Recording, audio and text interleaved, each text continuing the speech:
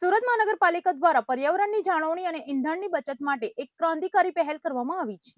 પ્રધાનમંત્રી નરેન્દ્ર મોદીની અપીલને માન આપીને મનપાએ પેટ્રોલ ડીઝલના વપરાશમાં ઘટાડો કરવા માટે કાર શેરિંગથી લઈને ઇલેક્ટ્રિક વાહનોના વપરાશ સુધીના મહત્વના નિર્ણયો લીધા છે. સુરત મહાનગરપાલિકા હવે ગ્રીન સુરત અને ક્લીન સુરતના મંત્રને ખરા અર્થમાં સાર્થક કરવા જઈ રહી છે. પ્રધાનમંત્રી નરેન્દ્ર મોદી દ્વારા દેશમાં ઇંધણની બચત માટે કરવામાં આવેલી અપીલનો સુરત મનપાએ અમલ શરૂ કરી દીધો છે. આ નવી વ્યવસ્થા હેઠળ હવે મનપાના અધિકારીઓ માટે વ્યક્તિગત ગાડીઓને બદલે કાર શેરિંગની વ્યવસ્થા ફરજિયાત બનાવવામાં આવી છે. નવી અમલવારી મુજબ હવે મનપાના એક જ વિભાગ કે નજીકના કાર્યક્ષેત્રમાં જતા જ અધિકારીઓ અલગ અલગ વાહનોને બદલે એક જ કારમાં મુસાફરી કરશે. આ નિર્ણયથી પાલિકાના પેટ્રોલ ડીઝલના ખર્ચમાં સીધો ઘટાડો થશે અને રસ્તા પર વાહનોનું ભારણ પણ ઘટશે. સુરતના જાહેર પરિવહનને પ્રદૂષણ મુક્ત બનાવવા માટે મનપાએ વધુ એક મોટું લક્ષ્યાંક રાખ્યું છે. આગામી સમયમાં શહેરના રસ્તાઓ પર 600 જેટલી નવી ઇલેક્ટ્રિક બસો દોડાવવાની તૈયારીઓ તેજ કરી દેવામાં આવી છે. આ બસો આવવાથી નાગરિકોને સુવિધાયુક્ત અને પર્યાવરણને અનુકૂળ પરિવહન સેવા મળશે. માત્ર જાહેર પરિવહન નહીં પરંતુ ઘર આંગણે કચરો ઉઘરાવતી વ્યવસ્થાઓમાં પણ મોટો ફેરફાર જોવા મળશે. Door to door garbage collection માટે હવે ઇંધણથી ચાલતા વાહનોને બદલે ઇલેક્ટ્રિક વાહનોને પ્રથમ પસંદગી આપવામાં આવશે. આ ઉપરાંત શહેરના તમામ બીઆરટીએસ રૂટ પર પણ ઇલેક્ટ્રિક વાહનો આધારિત પરિવહન વ્યવસ્થાને વેગ આપવા માટેનું આયોજન પૂર્ણ કરી દેવાયું છે. મનપાના